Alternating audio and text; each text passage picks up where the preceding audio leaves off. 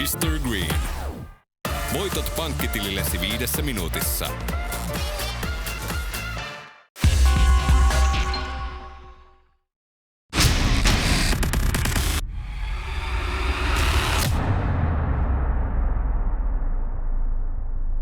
So, hello, Chris. How is it going for you at the moment?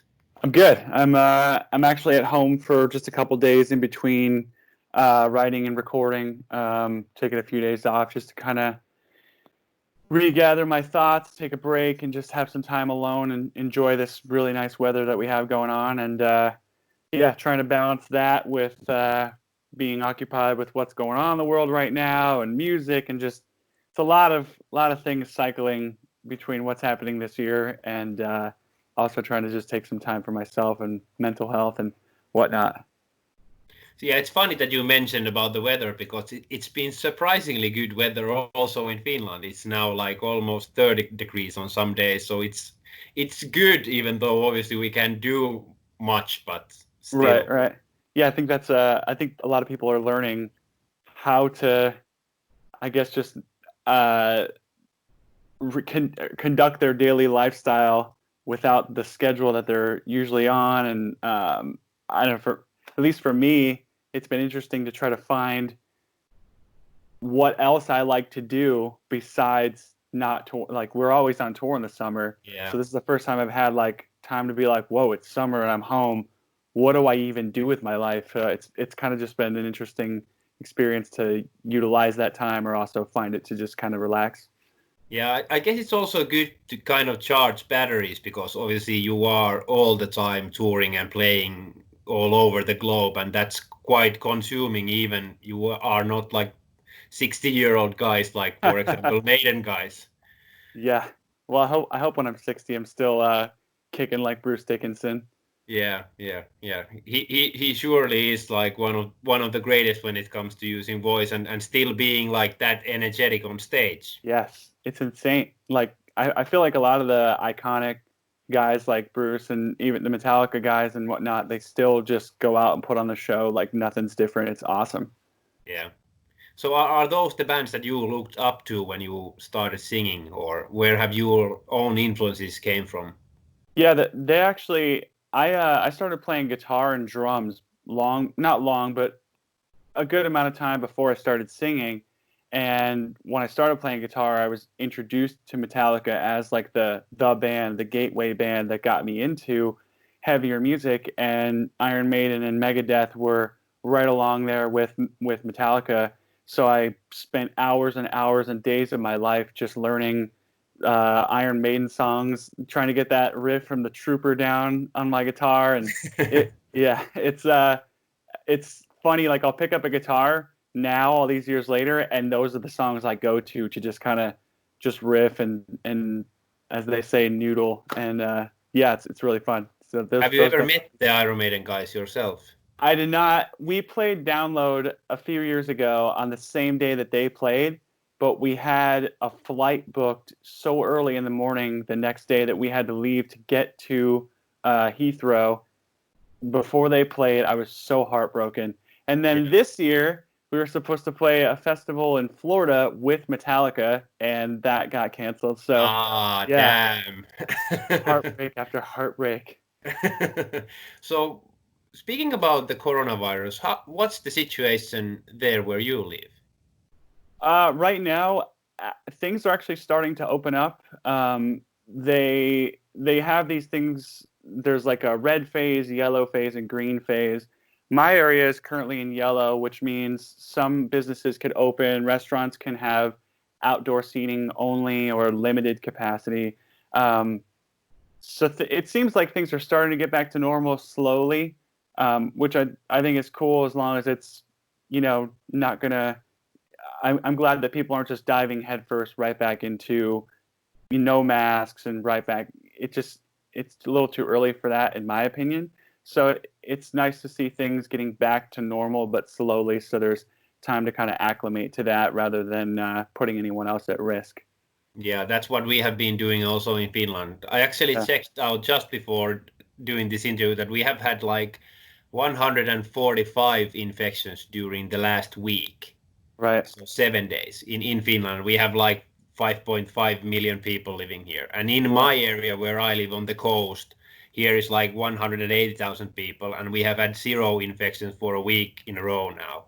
Right. Was Finland hit hard in general, or No. No. Finland has been one of the best countries with Iceland, like when it comes to handling this. But social distance is for us is pretty normal. If we go to bus and there's somebody next to us, we will find a spot which is free. So there's nobody near us. So that social distance is pretty much coming along normally. So I saw some funny memes on the internet about. I remember there was a photo of Marilyn Manson just looking out the window, and the thing said social distancing. I've been practicing for this my whole life, and I was laughing so hard. It's, for introverted people, I feel like that's a pretty normal thing. So yeah. Yeah, but for some people, this hasn't been that like different from a normal life. Yeah, you're right. I think it all depends on, I guess, what the typical schedule of people had in their life. I know a lot of people who are out of work or have children to deal with that aren't in school. I can't even imagine the chaos that must have been for those people to figure out how to allocate their time between working what they could and then their kids who had to be home. Like, I feel for those people so much. For people like us, it was quite easy because we were able to just transition right into working on a record, which is something that's kind of normal to us anyway on the opposite side of touring. So I feel like we got off easy on our end, but there are some people that just I feel for them so much, and hopefully with things getting back to normal, it's a little bit of hope or light at the end of the tunnel. But financial wise, it can be bad even for like smaller bands, even though they could do like you, that they start writing a new album. But if they just released a new album, like for example Nightwish did, it's a disaster. They can promote it or they can do anything for it. They can just wait and hope for the best that their tours will happen like in the end of the year. To go with what you just said, that totally a sad reality for so many bands. What I like most is that it feels like music fans have really stepped up to support their favorite bands during this time. I couldn't believe it, but we put out some merch during this experience, and we've had some of the highest merch sales that we've ever had during a time where people I didn't think would have money to buy merch. I was kind of just like, we shouldn't release anything out of respect for people that don't have a lot of money to give. And we're just like, well, some people do want to buy merch. They are buying other bands' merch. Let's at least put it out there. And like, what? That's crazy. But, I think that's just like part of just shining a light and highlighting the power of what music can do and connect people, and how we're going to be there to support each other. It's awesome. But obviously it hit you also quite hard because you got quite a lot of tours cancelled. So financial wise, this isn't easy also for you, I guess. Yeah, it's been tough in that way because especially since you have no idea when things are going to return, you don't know what to do. We have crew members that we want to support during their downtime. It's just tough to kind of manage what to do each month between bills, supporting your crew, making sure that you have, your just general finances in order. It's, again, for us, we're very fortunate in that not only do we have great fan support, but we've had that like right now, but we've had that for so long that it's been able to put us in a position where this experience hasn't been as detrimental to our financial health as, a lot of the bands, like you said, the smaller bands who are really struggling right now, that it's really unfortunate for them.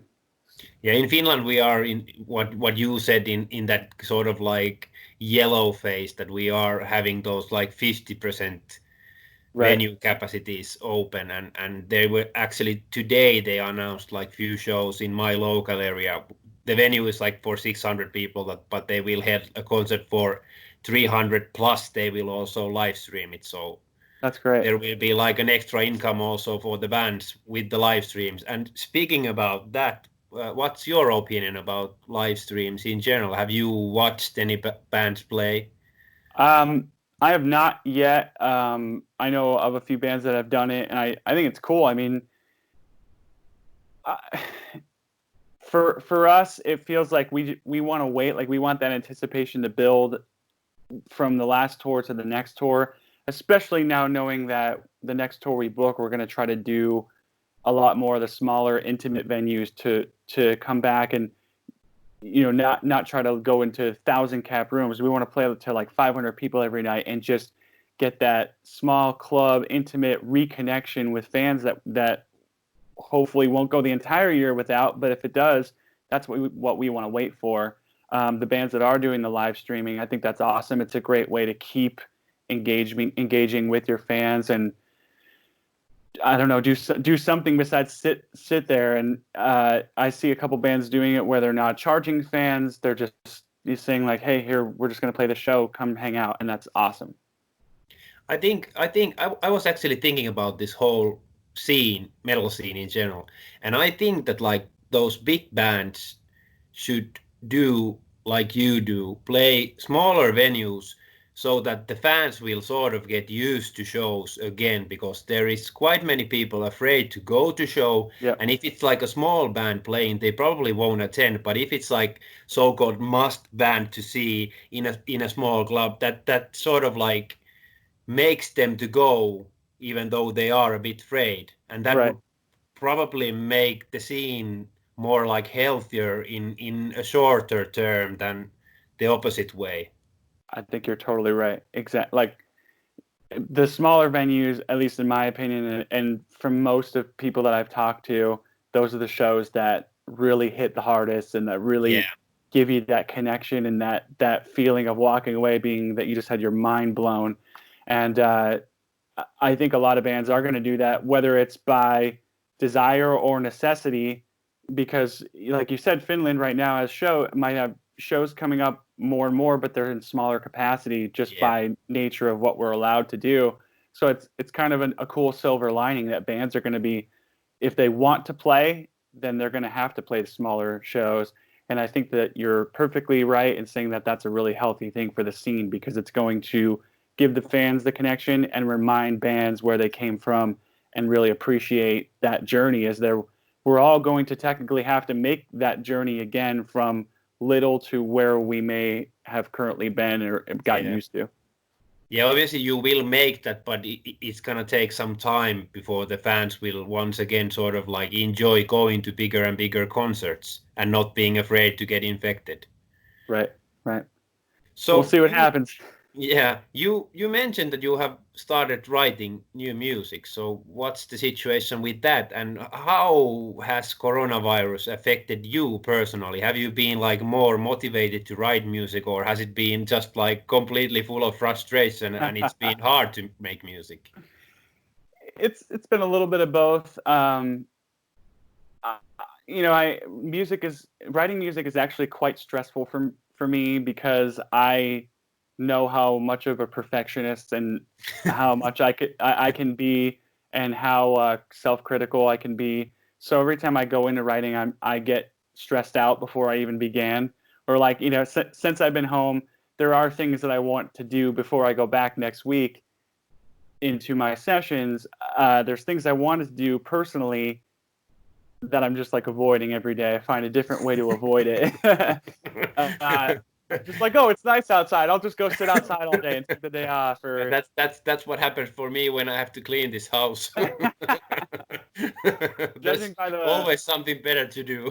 Yeah, judging by the wall of what looks like albums you have behind you, I don't envy you and having to clean and dust and sort everything out. Yeah, I don't know. I enjoy writing. And when I do get in the zone with it, I love it. That's when I feel like I am at my creative best. So there's the highs and lows like everything else. Coronavirus hasn't necessarily affected it, because actually it's bettered it in that knowing that I literally can't do anything else with my life besides write. So it's a little more freeing to know that I have that time and there's no deadline for when we're going to be done or even start recording the record. It's just we have time to write, so let's do it. Yeah, you can even write like 2 albums in a row if you are like inspired enough to do so, basically. That would be really easy, because then I could just be stressed out now, and then I have 2 albums to stretch me out the next 4 years or so, and then I don't have to be stressed out for 4 years. Yeah, I was actually just talking last week to Alice Cooper, and he said that he just finished writing the next Alice Cooper album, and now he's writing the next Hollywood Vampires album. So he will actually have 2 albums out when this whole thing is over. So that guy is a machine, man. Yeah, he is. Yeah, it's insane. Like I felt so old myself being in his presence, knowing, you know, what he's been through and just how energetic and how alive he still is. It was awesome. Yeah, that guy is like a true legend when it comes to this music. Can I get an amen? Yeah. So speaking about like these times, how much does it like affect your writing and your lyrics if the times are dark in your head? Do you see it, for example, from your past albums, that in this album I was in a dark phase, and you can clearly hear it from the lyrics and the music? For sure. I made a comment a couple weeks ago that most of everything that I've personally been writing so far has been a lot heavier. Fans kind of took that and ran with it, which is fine. You know, that to clear that, there's going to be, you know, a usual mix of things on the record like we normally do, from more like stuff like Another Life and Voices, all the way to stuff like Thoughts and Prayers and Undead Ahead too, and stuff that we've done on everywhere in between. But yeah, so far for me, it's been a little heavier. I don't know if that's out of frustration of what's going on. I don't know if it's just that's where my creative interest is lying right now, where I'm wanting to write some heavier stuff. But you know, we have a ton of stuff in the bank that I keep going back to and picking and choosing from, and a lot of that stuff is also the heavy stuff that I'm gravitating towards. So I don't know. You might hear maybe a few more heavy tracks on the album this time than anything else, but don't hold me to that. So I think Disguise was like overall a really diverse album, and I really like that it sort of gave like a full picture about your band. So is that the direction you are basically heading in the end also with the next album? Yeah, I mean, that's what we've tried to do on most of our records is give, like you bordered it great, a full picture, the grand scope of what Motionless in White is, musically and creatively. I feel that we've done that for so long now that I would expect that it's not really surprising to people anymore when they hear, you know, a song like Catharsis back to back with a song like Thoughts and Prayers.